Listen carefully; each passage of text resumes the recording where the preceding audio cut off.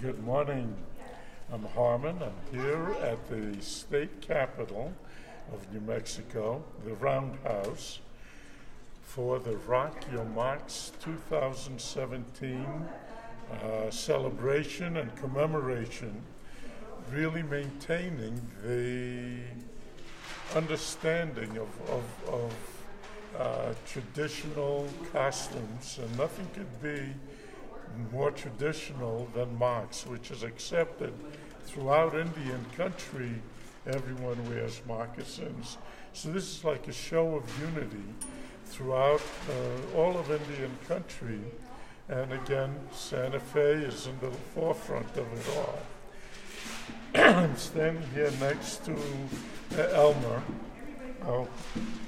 Torres, and he is a moccasin maker, one of the great moccasin makers. And I'd like to have him explain a little bit on the significance of the moccasin, making it, wearing it, which is really the important part of it. So Elmer, please tell us about moccasins and how you rock them. Thank you, Harmon. My name is Elmer Torres, like Harmon said, and I'm from the Pueblo of San Ildefonso. And I really don't make the moccasins. I work with moccasin makers here in northern New Mexico and then some of the southern Pueblos, and got to know a few of the makers that actually make the different types of moccasins that a lot of our traditional people, Pueblo people, actually want. So I work with them closely to see which ones they make, and they always tell me how they make it. So I kind of know what type of moccasins they make. Just going back in time, I guess, the moccasins were actually introduced in the early days. Our ancestors already used the moccasins, or similar to that, and it was mostly hides that they acquired through killing a deer or elk, things like that. They even used turkey. They even used turkey feathers to make sandals and a few things like that. So back in the early days, moccasins actually were already there.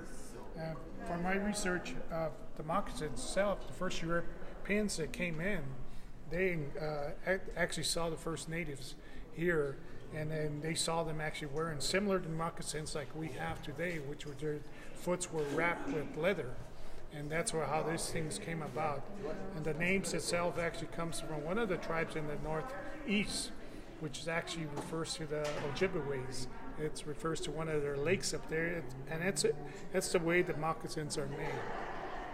But today's moccasins here in New Mexico with our Pueblo people, a lot of them actually use the traditional moccasins. Like these are called the high top boots, which is actually leather, upper leather with cowhide. So this is actually dyed black. This would be natural white as well. But you can see this hand sewn, these are hand stitched really tight on this by the individual.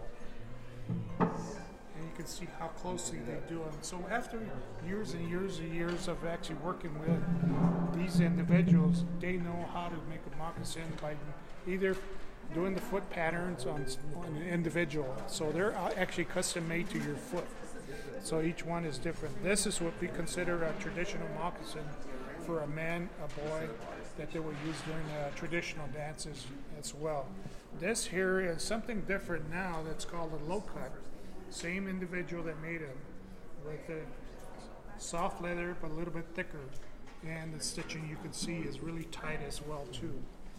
And the difference between that and this one is actually something different, and a lot of folks are using this rust color, which is a lot of folks in northern Pueblos and southern Pueblos are using. But this is something different they came out with. It's almost like a lace-up, like a regular shoe. I call this the Pueblo Nike. And they come in different styles now. They make them different colors, different type of leather. But these are all different ones. This is a real soft leather, deer hide, and more pliable. And you can see that stitching on this one is a little bit more wider compared to this other individuals. But the same concept. They use the cowhide, the thick leather. The thick leather will last you forever.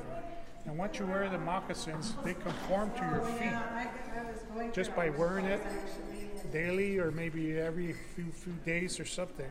This pair that you see here are my own personal ones. These were made in Laguna several years ago. As you can see, they're worn a little bit, but you can see that they have conformed to my foot as well already. And you can tell that. And this is the rust color, and it's cowhide as well. And the bottom is also cowhide. This is something different that a lot of Pueblos are now wearing is actually the beaded moccasins. The beaded moccasins are not really known in the Pueblo country, but it's starting to come around because of the traditional designs that they use right now.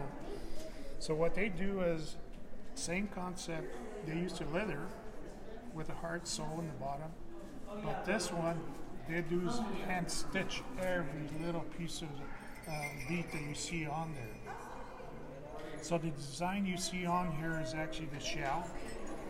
This is the hilt design that you see here with the rain and the cloud design and everything on there. These here represent corn. So you got 1, 2, 3 corn stalks right there. So this was my personal beaded moccasin that I have made by the individual that used to do it.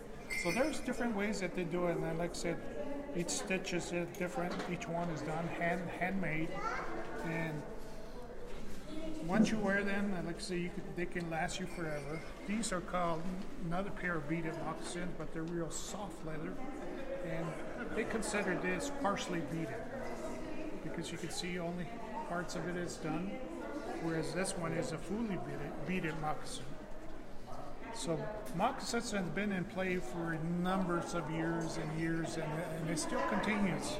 So it's not, I guess to this date, what we have is moccasins that are worn by our Pueblo people or native people throughout the United States, but as well as non-natives as well. They're enjoying it.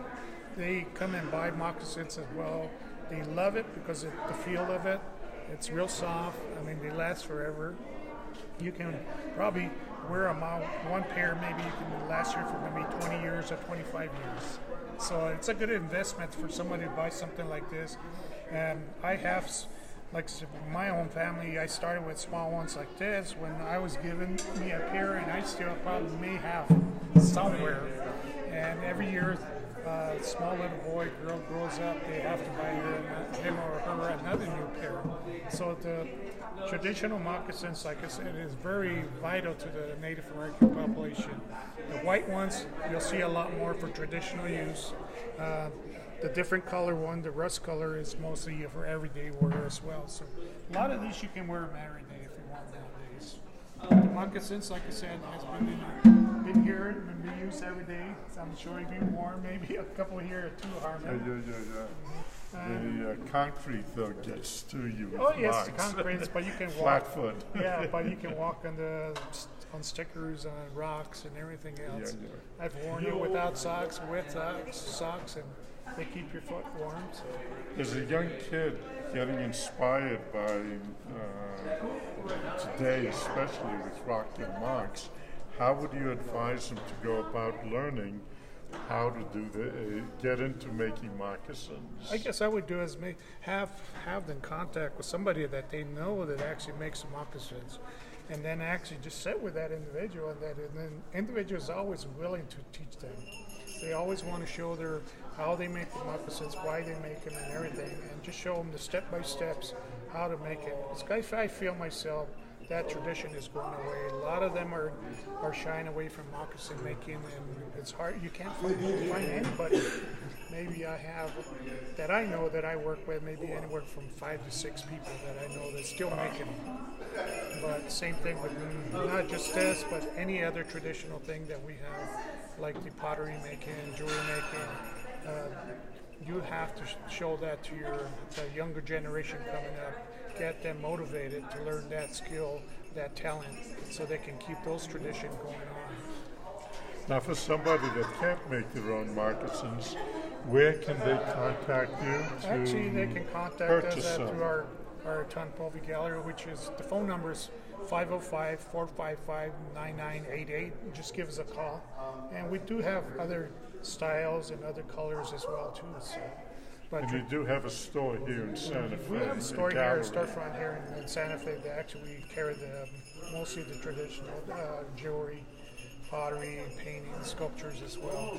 And the other stuff, the traditional stuff, I do it at home at San Ildefonso Pueblo. So by calling that number, you can always get in touch with us. Thank you. Thank you very very much. much. Appreciate it.